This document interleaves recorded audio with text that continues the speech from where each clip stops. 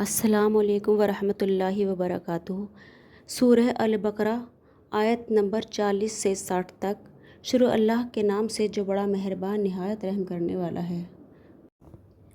اے بنی اسرائیل، میری وہ نعمت یاد کرو جو میں نے تم کو عطا کی تھی، اور تم مجھ سے کیا ہوا وعدہ پورا کرو تاکہ میں بھی تم سے کیا ہوا وعدہ پورا کروں، اور تم کسی اور سے نہیں ڈرو بلکہ صرف مجھ ہی سے ڈرو، اور جو کلام میں نے نازل کیا ہے اس پر ایمان لاؤ، جبکہ وہ اس کتاب یعنی تورات کی تصدیق بھی نہیں کر رہا ہے جو تمہارے پاس ہے، اور تم ہی سب سے پہلے اس کے منکر نہ بن جاؤ، اور میری آیتوں کو معمولی سی قیمت لے کر نہ بیچو، اور کسی اور کے بجائے صرف میرا خوف دل میں رکھو، اور حق کو باطل کے ساتھ گد بد یعنی مکس نہ کرو، اور نہ حق بات کو چھپاؤ جبکہ اصل حقیقت تم اچھی طرح جانتے ہو، اور نماز قائم کرو اور زکوٰۃ ادا کرو، اور رکوع کرنے والوں کے ساتھ رکوع کرو۔ کیا تم دوسرے لوگوں کو تو نیکی کا حکم دیتے ہو اور خود اپنے آپ کو بھول جاتے ہو، حالانکہ تم کتاب کی تلاوت بھی کرتے ہو؟ کیا تمہیں اتنی بھی سمجھ نہیں؟ اور صبر اور نماز سے مدد حاصل کرو۔ نماز بھاری ضرور معلوم ہوتی ہے مگر ان لوگوں کو نہیں جو خوشی یعنی دھیان اور عاجزی سے پڑھتے ہیں، جو اس بات کا خیال رکھتے ہیں کہ وہ اپنے پروردگار سے ملنے والے ہیں اور ان کو اسی کی طرف لوٹ کر جانا ہے۔ اے بنی اسرائیل، میری وہ نعمت یاد کرو جو میں نے تم کو عطا کی تھی، اور یہ بات یاد کرو کہ میں نے تم کو سارے جہانوں پر فضیلت دی تھی۔ اور اس دن سے ڈرو جس دن کوئی شخص بھی کسی کے کچھ کام نہیں آئے گا، نہ کسی سے کوئی سفارش قبول کی جائے گی، نہ کسی سے کسی قسم کا فائدہ لیا جائے گا، اور نہ ان کو کوئی مدد پہنچے گی۔ اور وہ وقت یاد کرو جب ہم نے تم کو فرعون کے لوگوں سے نجات دی جو تمہیں بڑا عذاب دیتا تھا، تمہارے بیٹوں کو ذبح کر ڈالتے اور تمہاری عورتوں کو زندہ رکھتے تھے،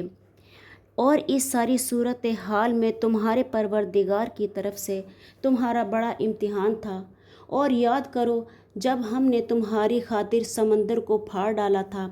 چنانچہ تم سب کو بچا لیا تھا، اور فرعون کے لوگوں کو سمندر میں غرق کر ڈالا تھا، اور تم یہ سارا نظارہ دیکھ رہے تھے۔ اور یاد کرو جب ہم نے موسیٰ کو کتاب دی، پھر حق و باطل میں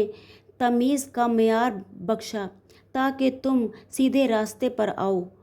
اور جب موسیٰ نے اپنی قوم سے کہا تھا کہ اے میری قوم، حقیقت میں تم نے بچڑے کو معبود بنا کر خود اپنی جانوں پر ظلم کیا ہے، لہٰذا اب اپنے خالق سے توبہ کرو اور اپنے آپ کو قتل کرو، تمہارا خالق کے نزدیک یہی تمہارے حق میں بہتر ہے۔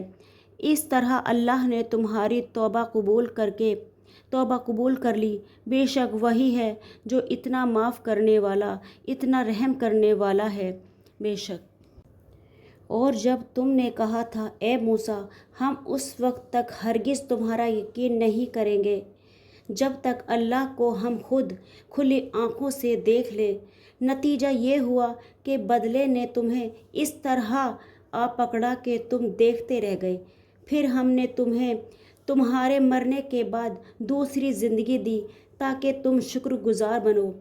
اور ہم نے تم کو بادل کا سایہ عطا کیا اور تم پر من اور سلوہ نازل کیا، اور کہا کہ جو پاکیزہ رزق ہم نے تمہیں بخشا ہے شوق سے کھاؤ، اور یہ نافرمانیاں کر کے انہوں نے ہمارا کچھ نہیں بگاڑا بلکہ وہ خود اپنی جانوں پر ہی ظلم کرتے رہے۔ اور وہ وقت بھی یاد کرو جب ہم نے کہا تھا کہ اس بستی میں داخل ہو جاؤ اور اس میں جہاں سے چاہو جی بھر کر کھاؤ، اور بستی کے دروازے میں جھکے سروں کے ساتھ داخل ہونا اور یہی کہتے جانا کہ یا اللہ، ہم آپ کی بخشش کے طلبگار ہیں۔ اس طرح ہم تمہاری خطائیں معاف کریں گے اور نیکی کرنے والوں کو اور زیادہ ثواب بھی دیں گے۔ مگر ہوا یہ کہ جو بات ان سے کہی گئی تھی ظالموں نے اسے بدل کر ایک اور بات بنا لی۔ نتیجہ یہ ہوا کہ جو نافرمانیاں وہ کرتے آ رہے تھے،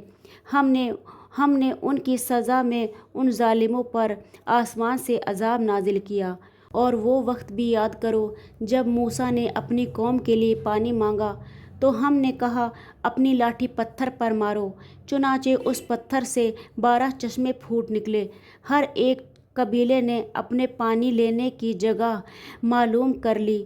ہم نے کہا اللہ کا دیا ہوا رزق کھاؤ پیو اور زمین میں فساد مچاتے مت پھرنا۔